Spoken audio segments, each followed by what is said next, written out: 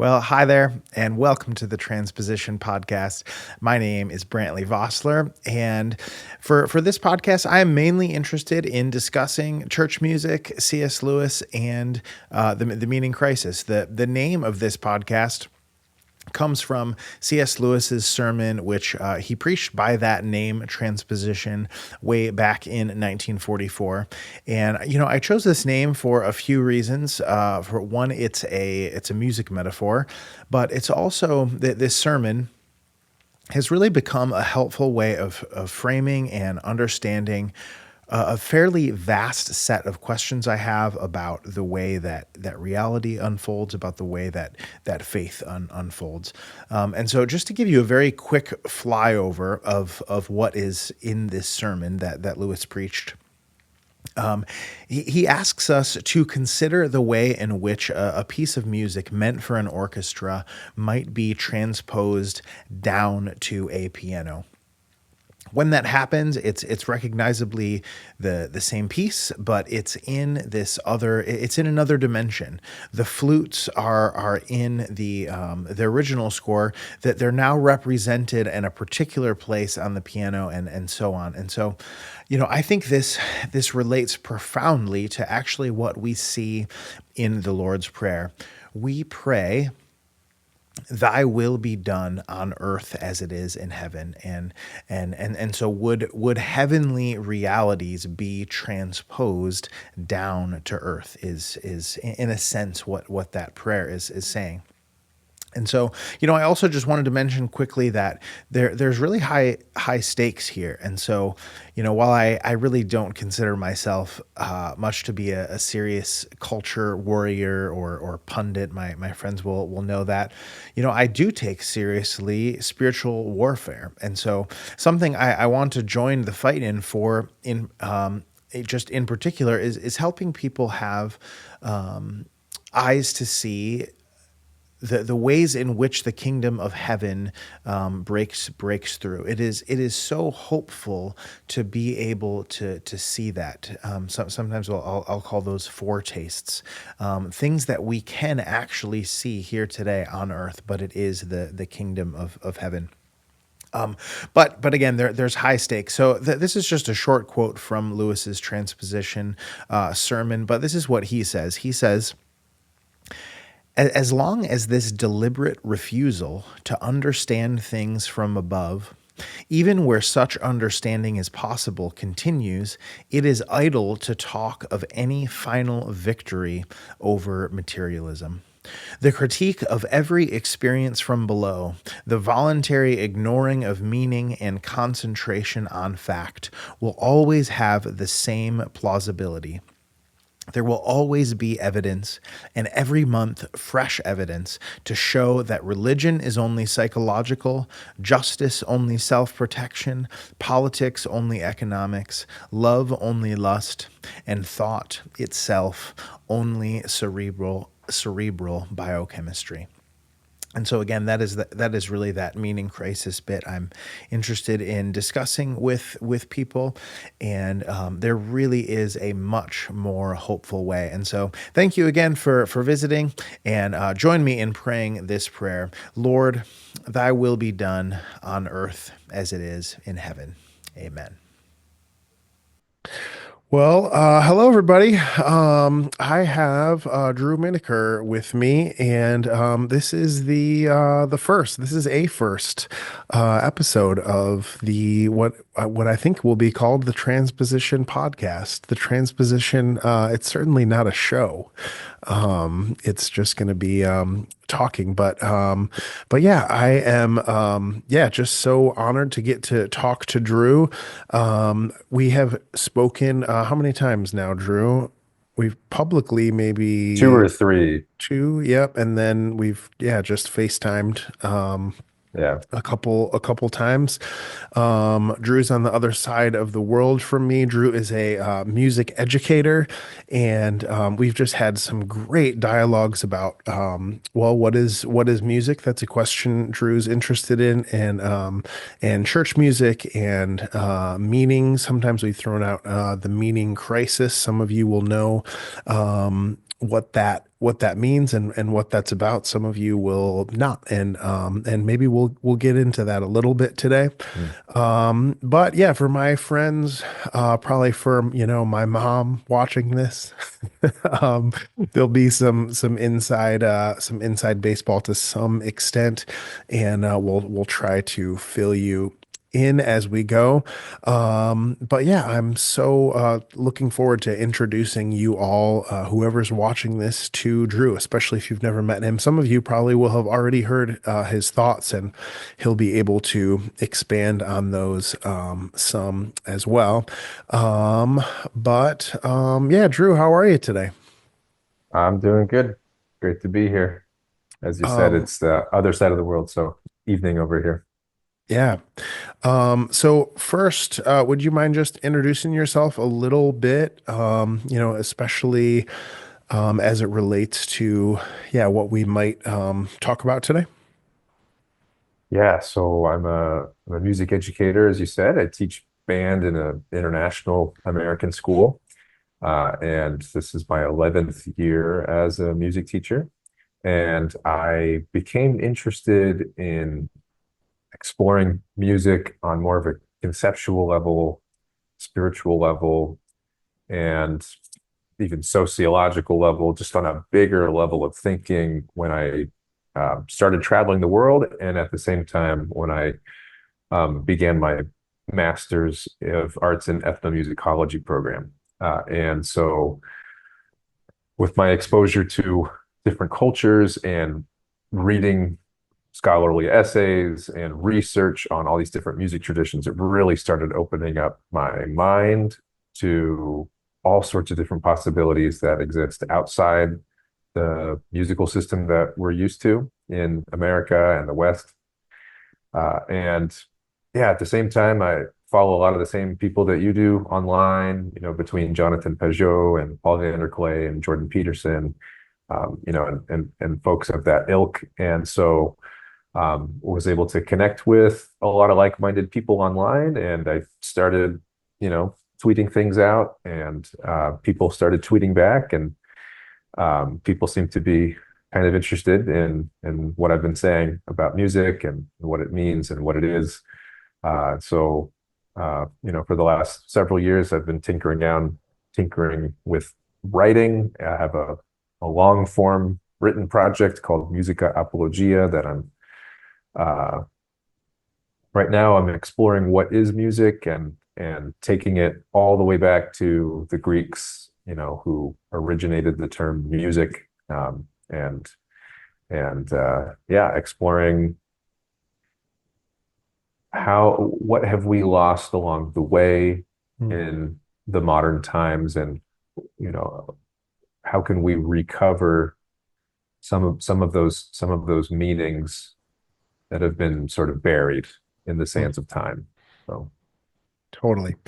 And yeah, my experience with Drew's work has been profound. I think about it honestly all the time. It was probably maybe a year ago I first read your part one of what is music, and I still am thinking about it. I'm still, especially the mm, questions that you're asking, that you already mentioned. These are definitely questions I'm asking as well. And then two, I think there's a number of things that thinking about music itself gets at some of the core tensions that we're feeling in our moment. Things like even defining something. We're even having difficulty defining what a thing is, yeah. what anything is. And so, but yet music is, you use the word, ineffable. Mm, And so it's fun to challenge yourself, to kind of define it in some way, or at least ask the question in a way that yeah, just challenges your mind. But then as we do that with discovering what music is, there's something about it that does seem to lead people just on interesting paths, unexpected paths, you might say. Well, one of the obvious ones that comes to mind is just materialism. We have a lot of materialism in all of us, and yet music is this thing that seems to easily break us out of a materialist frame. And so it's interesting to talk to a great variety of people about that, because there's something, we start to use spiritual words, even if we don't, Yes. even if we don't even subscribe to spiritual realities, we begin to reach for those things, and so yeah, that's Mm. been engaging with Drew's work has been, yeah, just a powerful thing for me. So I want to step back a little bit and talk about transposition. So transposition is it's a lot of things, actually. It's one of those words that we that defining it is even tricky.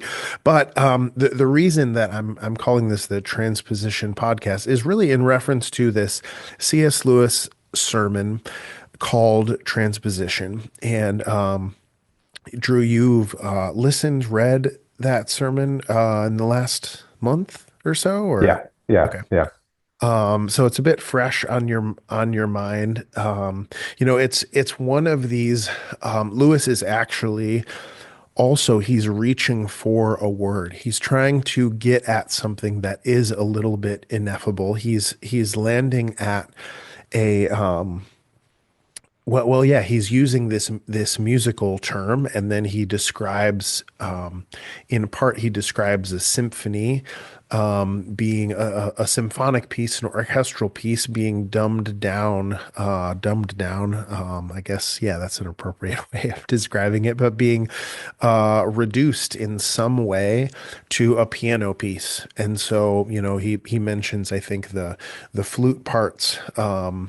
They get transposed, if you will, down to a certain section of the piano keyboard, and he's describing something much more than just that. But it's a great example of a way that music can help us begin to think and engage with reality, with the Mm. real world, with what is real, and yeah, the most real things, you might say. And it is a great sermon. I'm that what we will over the yeah, different episodes of this, we'll engage with that quite a lot. But yeah, here's the question: is just simply, how did it hit you? What did you Mm. think about it generally? Please tell me you didn't hate it, because it'd be crushing. Just No, kidding. I mean, of course, I loved it. C.S. Lewis. Um, the piece, I mean, one of his main themes is this whole idea of higher medium, lower medium, and the transposition um, the jump between the mediums, Yeah. and he uses music as an analogy. Um, but what I think is even more interesting is that he actually music is kind of an exceptionality in his model, because like, look, when you're looking at a visual representation of a landscape, right? That there's more of a one-to-one correspondence between the mountain and the river and the tree in the landscape with the landscape that's Yeah. being represented, Yep. right?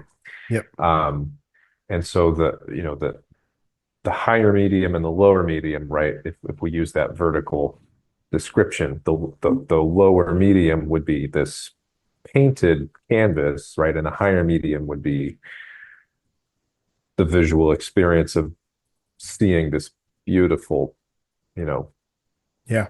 scene, right? I don't even know how you describe it. Earth, nature, creation, right? Um, but then, okay, so in the example of music, he uses an example within music. What if we went from a symphony and then reduced it to a piano arrangement, which is a jump in levels of Hmm. complexity, right? Let's say there's fewer people, right? There's only one person playing piano, and you have to make some sort of compromises when you make that jump from the higher to the lower, from a symphony to a piano. Um, but music itself, and the question that I had, and he even seemed to raise the question, which is we don't really know what music represents as a medium. Yeah. Like it, if music Yeah, that's is the so lower interesting. medium, in the way painting's the lower medium to something that's higher, what is music the lower medium of, right? Yeah. What is it incarnating?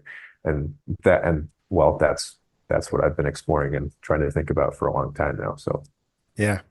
Oh man, that's a great bridge. There is so yeah, there's so much there. And honestly, maybe in the future we'll even dig deeper into Lewis's transposition. But this just gets that was a great transition into some of the questions that you are asking. And so man, let me even step further back when someone asks you, okay, let's say because like I've already said maybe my mom will be watching. My mom comes to you, Drew, and she says, Drew, as a someone with degrees in ethnomusicology, and she says, Drew, what is music? And you say, well, the what? first words out of my mouth will be, I still don't know. I'm still figuring it out. I still don't know. Yeah. And Yeah. so that is something really that particularly drew me to your work actually is I think that's really quite an honest answer.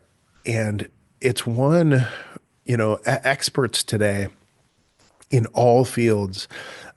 We all need to be careful. I'm actually basically an expert in nothing, but if you're an expert out there, you should be careful not to think that you know what you don't know. And so, I really liked the first of all the humility to go. Actually, I've studied music a lot, and I still am not quite sure what this thing is that I'm looking at.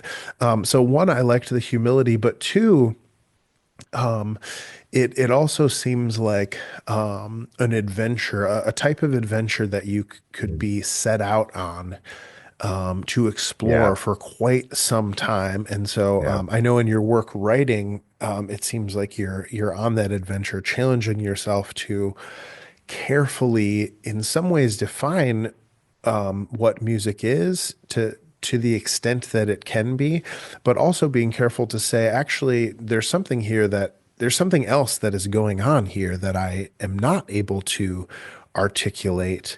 And if I'm not able to say and actually be honest, there's something here that I'm not sure how to articulate it. It's ineffable to use that word um, Yeah.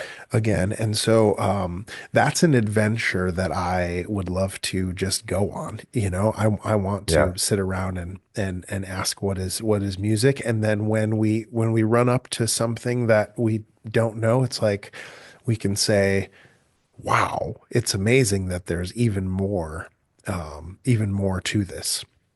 And to use a Lewisian frame, we can go further up and further in to this and still have, and still have good questions to ask, and it can still be enjoyable. Okay, so it says that we do have 10 minutes left, so I'll edit this together Sure. to some extent later, but for now, let's just dive into really some of the first things in your part one that you. Mm. So I will give a link somehow to this "What is Music" part one. But you talked about some of the problems in our discussion of what is music from the very beginning. So you talk about three modes. Do you remember what they are off the top of your head? So there's theoretical, mathematical. Okay, I'll Yep. read them actually. So three modes that we've typically talked about: this theoretical and mathematical, symbolical and mystical, and aesthetical and cultural. Um, so and you know, if you want to take any of those as jumping off points, what is some of our problems with the way that we've been discussing what music is? Yeah, so the dictionary will give you one definition, and in that first article, I use Ben Shapiro as my punching bag a little bit because he went viral on music theory Twitter and just the music community in general for when he was talking to a rapper Zuby, and he was trying to give what he thought was an eloquent musicological argument to debunk rap. In other words, Hmm. rap is not music because it doesn't have and then he cites his music theorist father, which everybody started making fun of, uh, who says that music must have melody, harmony, and rhythm. It must have those three things. If it doesn't have melody, if it doesn't have harmony, if it doesn't have rhythm, it's not music. And he says, oh, well, rap doesn't really use melody or harmony. It's spoken rhythm, therefore it's not music. Hmm. And so my Boo. my problem with that, first of all, that there's some specious claims in there, like a solo trumpet playing taps. Is that music? I mean, by the same criteria, Hmm. but more fundamentally, that's one way of talking about what is music, is trying to assign these elements to it and and describe the object of music as if we're describing some physical Yeah. substance, like the periodic table of elements are the elements of physical reality. Uh, and then here are the elements of music, and we can objectively describe what's happening in music and what is music, and we can define what's not music based on those criteria. That's one level of talking about music. A totally different level of talking about music is your experience with it. Hmm. And so if you asked Ben Shapiro, well, what does music mean to you? He's going to give you a very different answer. He's going to Hmm. probably tell a story about an experience he had listening to his favorite, uh, violin concerto, or anything, right? As any of us would. We have relationships with music that that hit us in the gut a little bit more. It Hmm. sort of bypasses the brain, goes straight to the heart, they might say. Hmm. Um, and so, well, those two things can sometimes be at odds with each other. It's just it's you don't see those descriptions of music in a definition of music, right? And so the one of the people that I quote in that first article is uh, the Grateful Dead drummer Mickey Yeah. Hart, Yeah. I loved and this quote. he says, "I'm not in the music business. I'm in the transportation business." Yeah. Um, and it's like, well, where's and when he says that, and you hear him say that, you're like, yeah, that's true. Well, what about it is true? What do you mean Yeah. when you say that that's true? And if it is true, how come that's not in our definition of music, right? Yeah. Where does that fit into the where does that fit into the description of elements, right? Um, and so what I try to argue is that we actually haven't agreed on a definition of music. We have these competing operating systems, or that are running cross interference with each other, and they haven't quite been reconciled yet. Yeah. Um, to bring in Lewis again, he and we've run into I can't remember if we talked about this with Christian or not, but Lewis gets at this tension with meditation in a tool shed. You have the difference between looking at something and looking along it. So he describes a beam of light in a tool shed, and you can look at it and you can describe it. But then when you step into that light and you look along it, this is maybe something more akin to what you described when you asked, Ben Shapiro, what does music mean to you? When you're in something musical, it is a whole world that you're entering into, and that's one of the best ways I've seen, the simplest ways that I've seen described at that problem. Do you agree that yeah, that's kind of like a decent conception of those two issues of looking at music, the meditation in a tool shed thing? I think it's a beautiful segue. Like that's a good connection. You know, that meditation and tool shed. It's pretty close to what we're talking about here. Yeah. Um, so here's another interesting. So then we're talking about I use the word world. When you step into something, when you step into music, there seems to be a whole world that is opened up. And man, that's even a hard thing to describe. But here's one of my take this. This is fairly open ended, but I think this would be a fun question for you to begin to answer is what world does music inhabit? What world does music inhabit? That's a great question. I hope you don't mind, but I'd like to read an excerpt from a book. I cite this book in part two, which is Traces of the Spirit by Robin Silvin. Hmm. Robin Silvin is a sociologist by training, and the subtitle of this book is The Religious Dimensions of Popular Music. Hmm. And her introduction here, I have thought about a lot. And I thought I would read a huge section from, well, not a huge section, but a bit from the first chapter. Cool. And this will help us answer this question: what world does music inhabit? Spoiler alert, it's a very complex answer. So Yeah. it'll probably end up being a non-answer by the time I get to the end of it. But I do have some meat to throw onto the bone. So, okay, so she starts by quoting an ethnomusicologist named David McAllister. So Robin Silvin writes this: David McAllister has written eloquently on the universal power of the musical experience, a power fraught with spiritual implications. So here's David McAllister. I would say that one of the most important of the universals or near universals in music is that music transforms experience. Music is always music is always out of the ordinary, and by its presence it creates an atmosphere of the special. Experience is transformed from the humdrum, the everyday, into something else.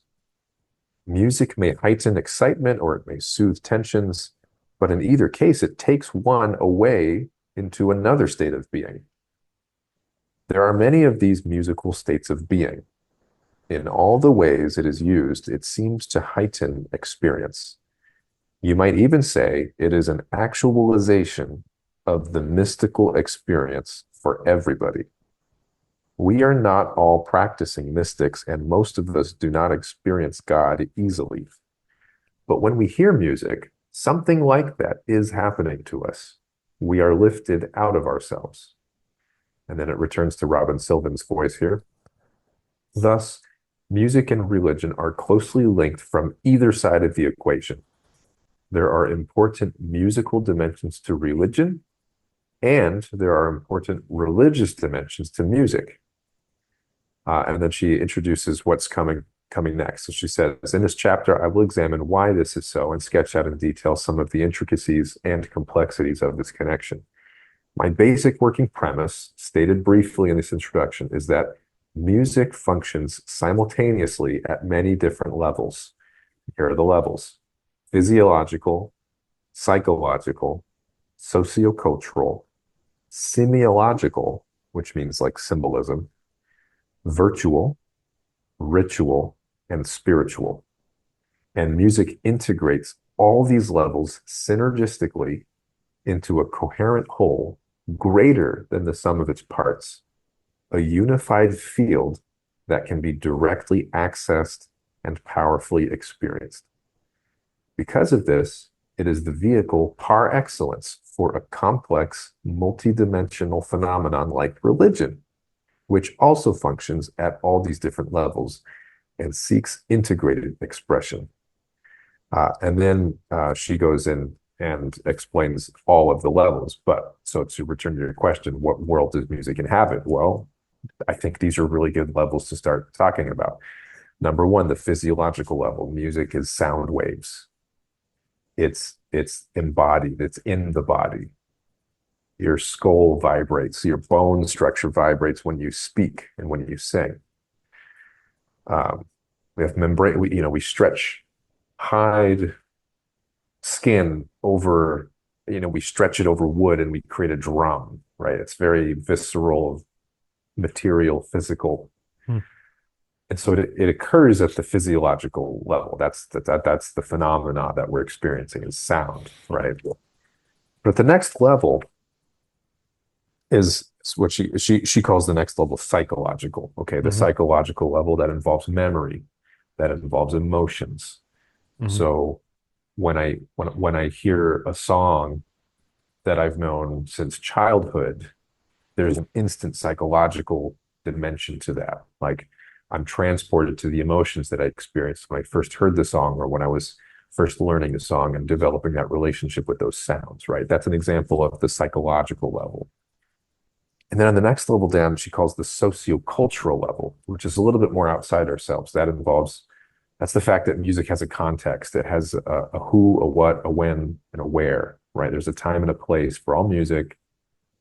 And she leans on this definition of music as humanly organized sound, which is coined by John Blacking, another ethnomusicologist, which is to say that different groups of people organize sounds differently.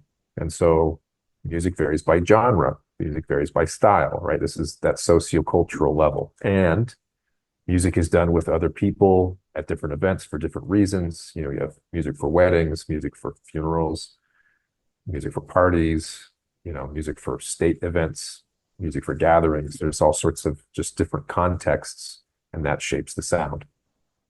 It's like, what do sounds signify, and what do they mean symbolically? Now you're starting to get into this a little bit more transcendent, a little bit more abstract thinking. Sometimes musical symbols are overt, like we're going to recreate the sound of birds chirping with the way this violin is doing this thing. But musical symbolism also functions not like that. It doesn't signify anything outside itself at all. And so it has its own internal system of symbols that you learn. And so this is perhaps where music theory exists. This is perhaps where the language of music, talking about music and tones and things like that, it might exist at that level. I wonder, Yep. would you mind talking about what Leonard Bernstein says there? That was a great example, I think, of you know, of like, people are asking, yeah, what does music mean? Um, and he gives an interesting answer to that I think a lot of people would.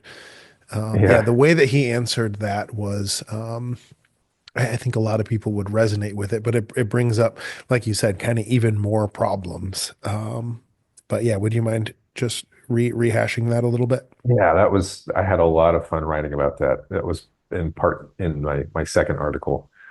Um, Basically, his Leonard Bernstein, the American conductor, says that music doesn't mean anything. Like it doesn't mean anything. You go to a piano, you play a note, there's nothing. There's no meaning there. You play two notes, those two notes have a relationship, and you play two different notes, and those two notes have their own kind of relationship. Um, he says it's very different when with words and pictures. He says, I say the word rocket. and then bang, instantly a picture of a rocket forms in your mind, right? The word rocket is paired with this image, but musical tones aren't, they don't have that same one-to-one correspondence between the sound and what they mean. Like there is nothing else it's corresponding to necessarily. It's all internal relationships. And so for Leonard Bernstein, he said, well, music is emotions. Like that's where it exists and that's where the meaning is. It's the feeling you get when listening to it. And it's nothing more, nothing less than that. And then I paired Bernstein's philosophy side by side with the Sufi mystic Inayat Khan, who uses the exact same logical progression, which is that words and forms, words and patterns, words and objects, they refer to each other, but musical sounds don't refer to either of them. And so music, the way Inayat Khan says it, music is the only art form without idolatry. Like it doesn't force an image into your mind.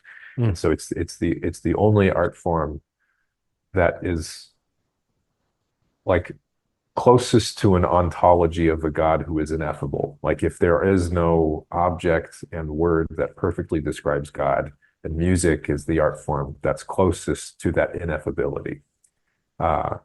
So anyways, yeah. So, and that's why music is a huge mystery still. That's Yeah. why, I'm still trying to figure out what it is. Yeah. So there's more levels. So besides the symbolic level, now we get and I love this level that Robin Silvin introduces here, the virtual level. And now we're starting to transcend. Now we're getting into the multi-dimensional experience of music, which is there's the time out here, right? There's the 24 hours in a day. There's the earth rotating on its axis, time, chronos. But then in the instant of music, there's another time that's happening, right? There's musical time, right? The tempo or the meter. And so you have these two different times happening at the same time. Think of like two different gears spinning at different speeds, right? You could think of that.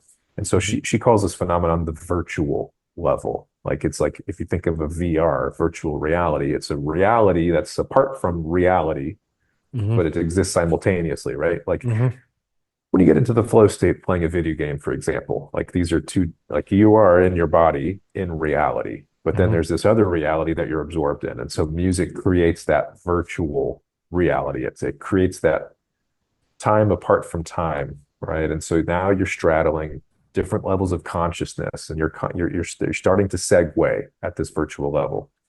And then the next level down is the ritual level, which is a little bit more on the nose when it comes to religious like symbolism and things like that.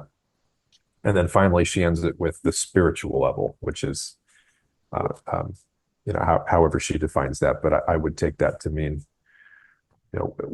for music to reach all the way down to my core, there's a spiritual fruit that comes from, my experience of some powerful piece of music. Like we all, hopefully everyone has had that experience before of hearing something so magnificent. When it ends, you're just in awe, or it took you somewhere, took you on a journey that you've never been before. So my personal experience with this was in high school, playing a piece in my symphonic band class called Russian Christmas Music by Alfred Reed, and the sounds and the modes and the movements were far more mature than my 15-year-old self at the time.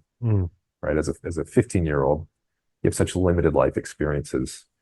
You have such undeveloped emotions. I'd start whining if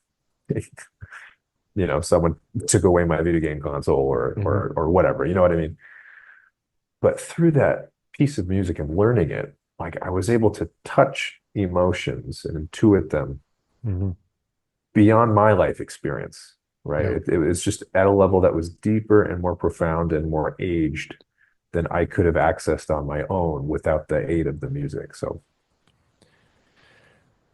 Oh man, that's so great. That whole section is so great. Um that gets at man, so many things, but it's very complete, you might say. I mean, all those different worlds, those different realms, those different levels are there, and yet somehow music is in all of them, and it's also bridging them together in really in interesting ways. And I mean, I think it's interesting that the last one is spiritual. That word spiritual is just such an interesting word right now. What do people mean when they say spiritual? It's almost like it becomes the word for like when we're giving up on describing something. It's like, what is that? yeah, Well, that is spiritual. And man, it is just such a the way that people are using the word spiritual right yeah. now is fascinating. By the way, quick plug for Paul Vanderklay. About a year ago, he did about an hour and a half on Lewis's essay transposition, and he gets deeply into that question. What Nice. what do people mean? Have you seen that by chance? I haven't seen it. Oh, it's great. You would love it. So quick shout out to that. But yeah, he gets at a little bit at, man, what do people mean when they arrive at this word spiritual? And it's a one of the things I'm particularly interested in what you just described is people that are and I don't mean like this is not I'm calling out atheists. This is really all of us. We get stuck in these material frames, and many of us are running out of ways to describe things, of ways to find meaning, of ways to, within those realms, to unify the realms. They become separate. They become one of the words that's common now is that they become deconstructed. So the spiritual level is one thing to pull apart from the material, from the emotional, from the psychological, and we can take all these things apart, and we can and it's interesting as we've taken them apart. It also seems like we enjoy them less. Oh, now I know how this works, how the sausage is made, so to speak. Is one of the interesting things. I have a degree in audio, and you'd have these, I'd have these profound experiences with music, and I think tons of people who go on to study music, to play music professionally. We have this experience where some of the magic is lost because like we see how it's made. We've discovered, oh, that thing that I thought that had so much meaning, that's just this, special microphone. That's just this, and it becomes this, it's coercive. We use that word with Christian, oh, Yeah. music is just this thing that pulls on us, and that's all that ever was. And so you end up with a type of, you become almost lost because this thing that I quote unquote thought had so much meaning now turns out to be, and in a way to see all those levels that you mentioned in that quote. You can see it all at what you can see all those things at different levels, but you can't see how they cohere and how they are unified. And so Mm. that's Yeah. something that where I see a lot of potential with helping people discuss these things to use music, because music is that unifier to some extent. Yeah. Well, okay, actually, I'll step back and I'll make I would actually, the real way I would answer that is I would say it's um, actually Jesus Christ is the thing which brings unit, the person that which brings unity to all levels and to the whole Oh, world. So that's a good way of putting categorically, it. I actually that is what I actually think that, all of these, the whole world, I do believe coheres in him. That really is the best way to say it. Mm. So I'm laying my cards on the table there in terms of where I'm wanting to go with unifying all these things. But I will say too that seeing that music can help you see how things become unified. So, congregational singing, that's it's such an amazing thing to me because I look out, I'm a worship pastor, you know that, but some people maybe won't. But I'll look out at my congregation singing, and you'll have all of these people in different psychological, emotional, material, all those different categories, different states. And yet, whom they're all of a sudden w acting as one Right. in, but then singing, you have so many levels in which they are acting as one. And, that gets into ritual to some extent Yep. there as well, but it's still more than that though. It's not Yeah. just ritual. That even is a reduction because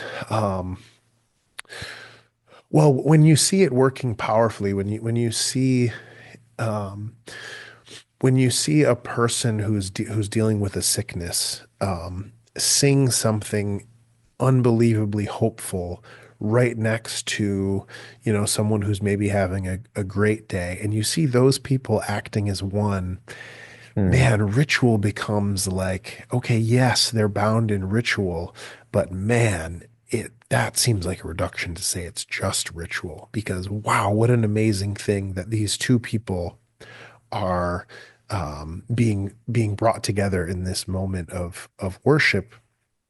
And Yeah. that's something that just I want to be, again, kind of going way back to some of the purposes of why I love talking about these things is I want to be in wonder at that and not say, oh, what that is just ritual or just psychological or there's something about musical experience that's like, oh, what a wonderful thing to see Mm. that happen in real time. And yes, I do think it's fine to see the different levels that it's happening at, but also see how they can come together and Yeah. just say, wow, what a Right. thing, what a world. The world has a this world that God made has a musicality to it. I think Mm. that's one of the things that you get at Mm. um, quite well, at least just in our other conversations. Yeah. And yeah, I don't know if that's a place to um, even go into the muses a little bit because um, they are, yeah. Is there a jumping off point? I wanted to get to some That's of fine. where you recently have been thinking and writing about the muses. I think we can get there. I do have some points I want to jump off what you Yeah, said. yeah, cool. Go for it. So what you laid out, there's two things. I have a positive I have a positive like argument that's based on what you just said, and then I have a more like critical argument. So the positive argument is when it comes to trying to define music, like if it has an essence, get down to what it is. Sometimes, sometimes the best way to figure that out is to pinpoint what it does best. Like, what is the thing that music does the best? Mhm.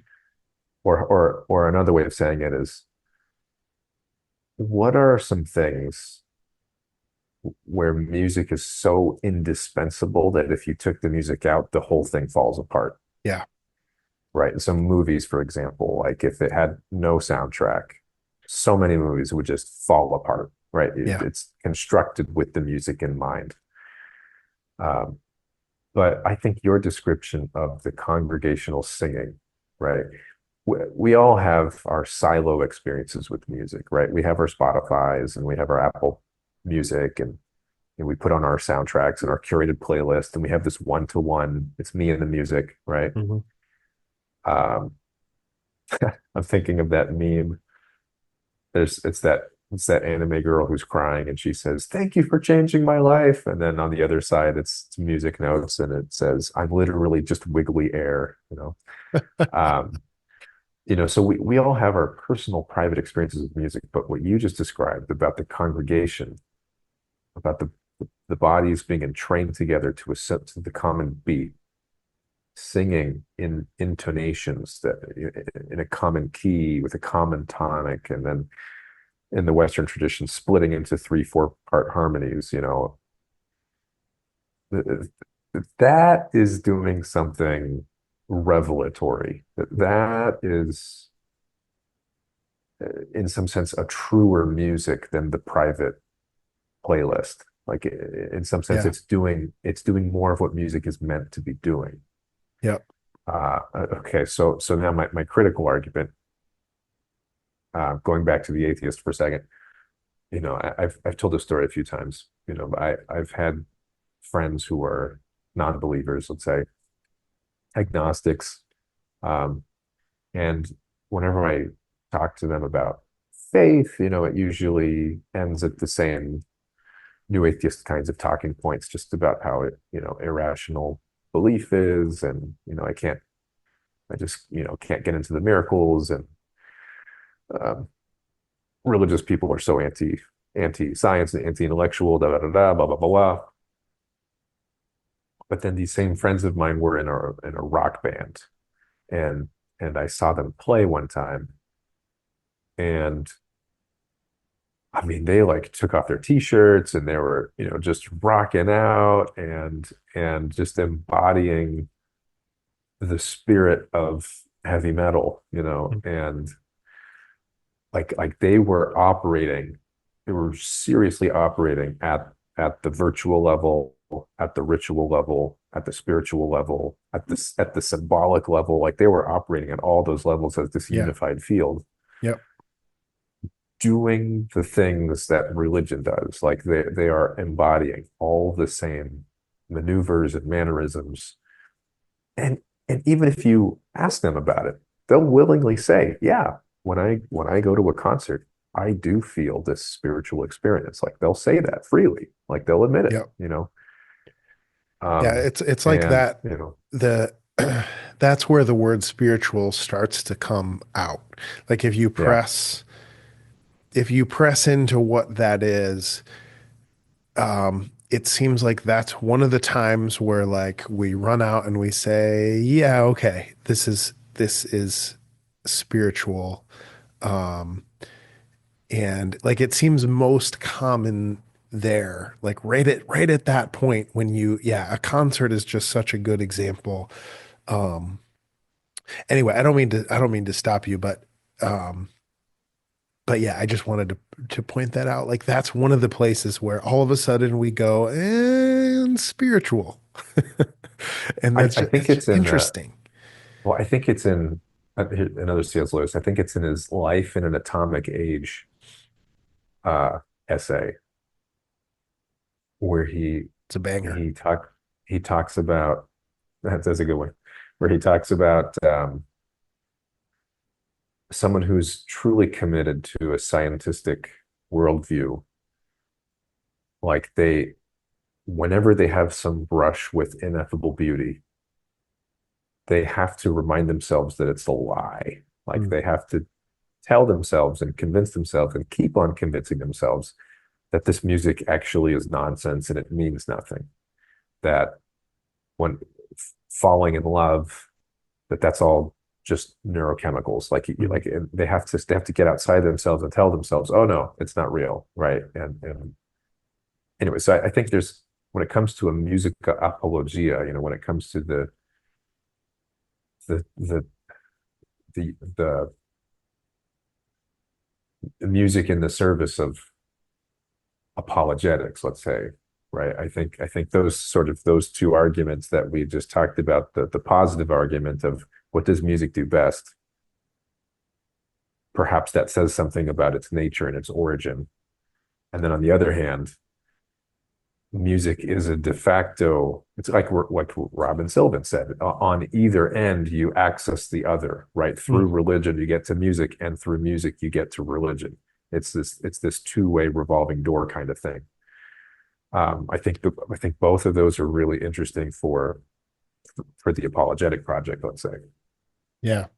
Yeah. So we just have a few minutes left. I wanted to specifically get into that word apologetic, and because I think if you're okay with it, we'll talk again and Yeah. and have another yeah, and keep going here because there's just so much fun stuff here.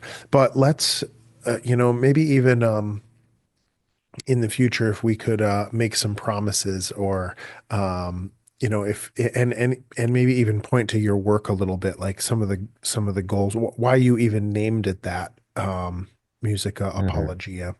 um so because I think there's just so much promise, to just help our discussions.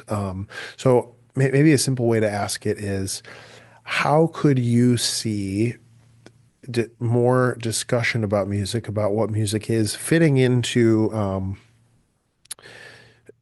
a type of apologetic, or helping people see the world as it is, God's world. This is maybe for Christians, for people that are like, they're wanting to help their neighbors see, what it is that we see from the inside. You might say, we're saying, like, look at what I see in there, in the meditation intuition. Maybe they're just looking at, and we're Yeah. looking along, and we're trying to pull someone in and say, Yeah.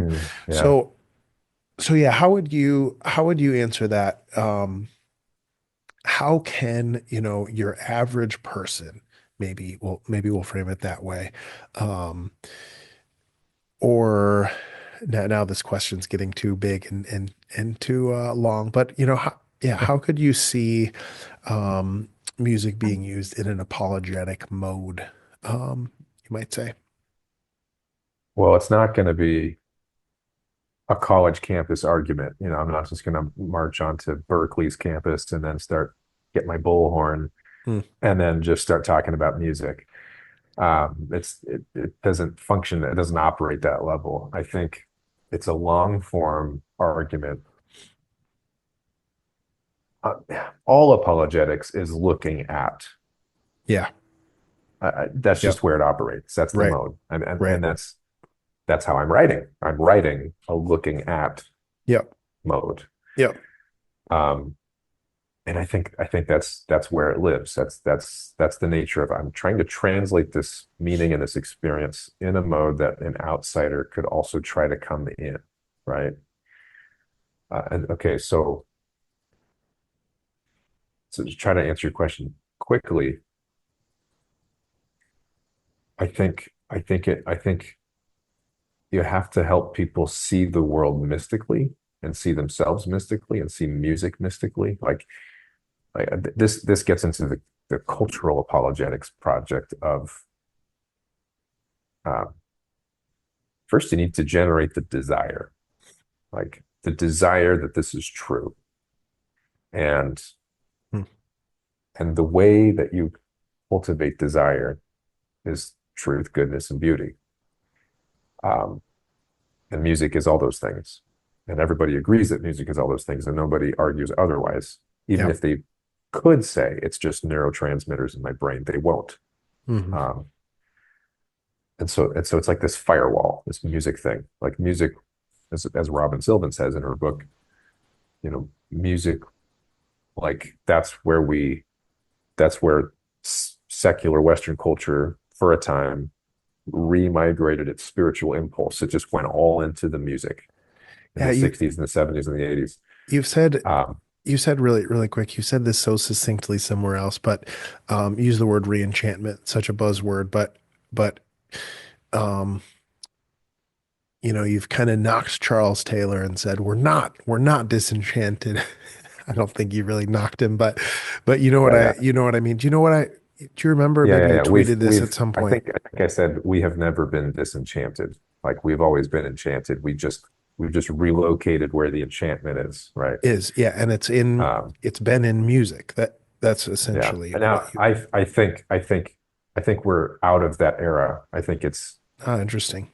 I think we're in a new era now. And so Mm, I'm speaking from now historically from the okay. 1960s through about 2000s or so.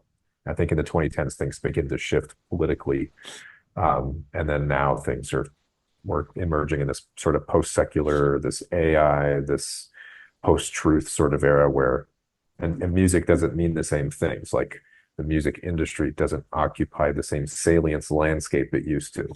Yeah, I think Um, that's right. Things like that. So, anyways, yeah, it's how do I say this?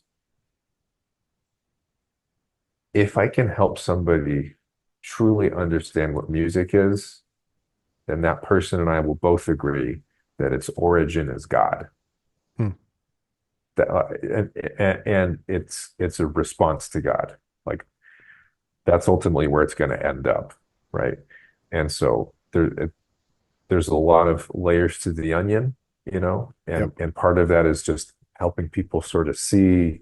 Well, let's go back to that first question that we started with.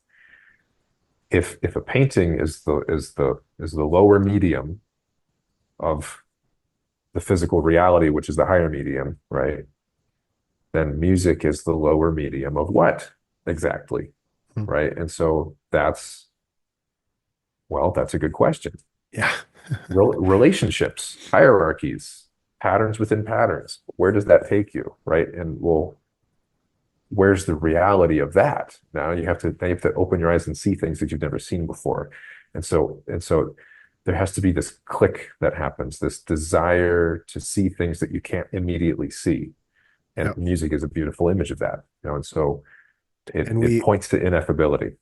yeah, yeah, and we believe that so readily, um, because I mean, basically anyone who's encountered the thing, um, has had that experience. It's something like, not that we need to get lost down this track, but um, psychedelics, the discussion around psychedelics right now is also so interesting because it's breaking these categories for people, and now they're just so readily saying, well, I had this experience that was so unexplainable, and now I'm asking these other questions. And there's a lot of Christians that are saying, um, one, be very careful and actually don't do that. um, but actually, we are kind of readily saying, yes, actually keep asking those questions. There's something kind of right there for you to step into and to discover. And music is kind of one of those things. It's kind of like maybe a more natural psychedelic. Anyway, Yeah, that could be a whole other yeah, discussion. But but my timer's going. We got just 1 minute left on this Zoom thing, and so I'll get that figured out next time, and we'll end it here. But we left some good things to talk about in the future, I think. Yeah. And Drew, just want to say thanks as always. So deeply grateful for you. Challenged my mind, my heart, and hopefully for those listening, they have had that experience as well. But thanks so much, brother. Hey, thanks, bro. Love the conversation. Love the questions.